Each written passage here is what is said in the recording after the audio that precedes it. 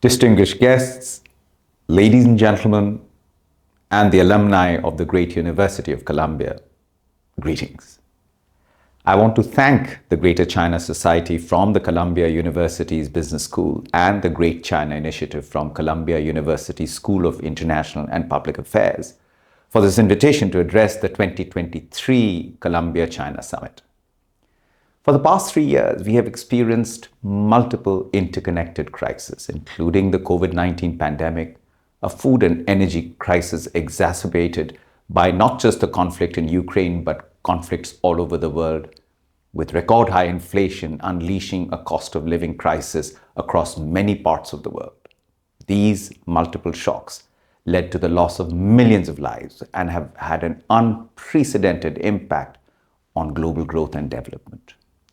According to the latest forecast provided by the International Monetary Fund in January 2023, global economic growth is expected to decline from 2022 levels, but prospects for 2023 have improved due to China's decisions to ease pandemic restrictions and begin reopening, with 2023 growth forecast at about 2.9%. The 2030 Agenda for Sustainable Development sets out a 15-year plan to achieve 17 Sustainable Development Goals, bringing together social and economic development with environmental protection while strengthening governments and governance to ensure peaceful and just societies. This agenda brings together governments with a broad array of stakeholders, including civil society organizations, academia, the private sector, to work towards this shared goal while ensuring that we leave no one behind.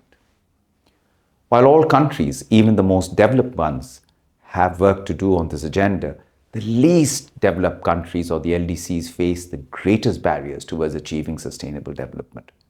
This means about 13% of the world's population, or around 880 million people, are at risk of being left behind.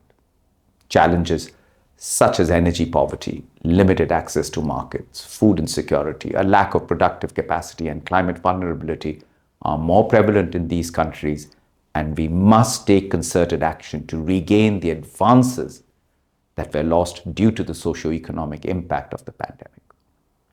These challenges are exacerbated by increased geopolitical competition, both in the Asian region and globally, that threaten our ability to jointly achieve the Sustainable Development Goals. Effective multilateralism and international cooperation are essential for achieving the Sustainable Development Goals, and we must ensure the entire international community is working towards this common goal. The United Nations Secretary General Antonio Guterres has emphasized the severity of the current situation by recently stating, and I quote, "This is not the time for short-term thinking or knee-jerk fiscal austerity that exacerbate inequality, increases suffering, and could put the SDGs further out of reach. These unprecedented times demand unprecedented action." End of quote. Here in China, the United Nations is working closely with the government of China to support its sustainable development priorities, both domestically and abroad. While China was better able to weather the initial impact of the pandemic, China's economy eventually slowed amid recurring COVID-19 outbreaks and accompanying shutdowns. As a result, growth was only at 3% in 2022, but with the lifting of restrictions and the start of the reopening process in late 2022, growth prospects for 2023 have improved, with GDP growth of around 5% expected. The United Nations, that is fit for purpose, will continue to provide technical support to China in areas such as rural revitalization and food security, reducing inequalities between the rural and the urban areas, the greening of the economy, supporting the development and implementation of climate-friendly growth policies, and supporting enhanced employment opportunities in light of the demographic transition taking place. In addition, we will continue to support China's international cooperation activities so that other developing countries can benefit from China's knowledge and experiences. One such area is China's Global Development Initiative, announced by President Xi Jinping in September 2021 in response to a call by the United Nations Secretary General Antonio Guterres for a decade of action to accelerate the achievement of the Sustainable Development Goals globally. Beyond the Global Development Initiative, China has increased their international cooperation activities through initiatives and contributions, including the Global Development and South-South Cooperation Fund and the Global Development Promotion Center, and increased contributions to the United Nations Peace and Development Fund. As a strategic partner, the United Nations will continue to support the Global Development Initiative to ensure it is in alignment with the Sustainable Development Goals and with global norms and standards.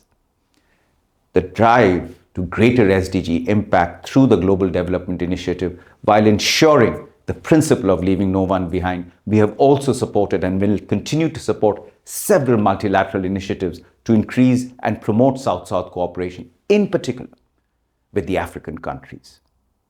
One such example is the transformative China-Africa United Nations Partnership Initiative, which is currently under discussion with a broad range of partners, including the government, international community, the private sector, academia, foundations, and has received strong support and generated political will and led to true alliances.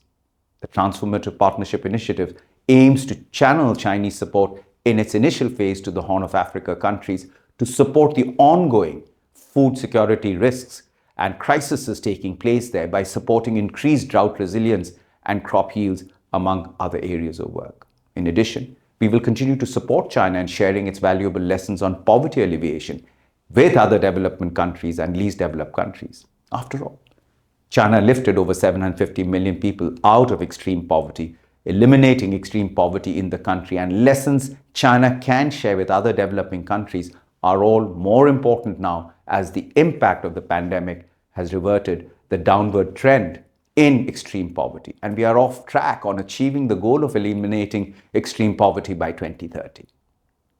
We at the United Nations in China stand ready and will continue to act as a bridge to leverage China's expertise, experiences, and resources to respond to global development challenges benefiting the developing countries.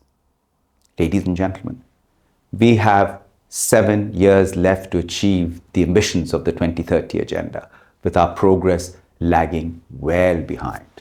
There is an urgent need for us to rescue the Sustainable Development Goals. To do that, we need more solidarity, more cooperation, more partnership, more compassion, and above all, more multilateralism. Most importantly, I believe that young people such as you participating in this forum today are our future leaders, that you will lead humanity on the path towards a brighter, more sustainable, more equitable future for all of mankind.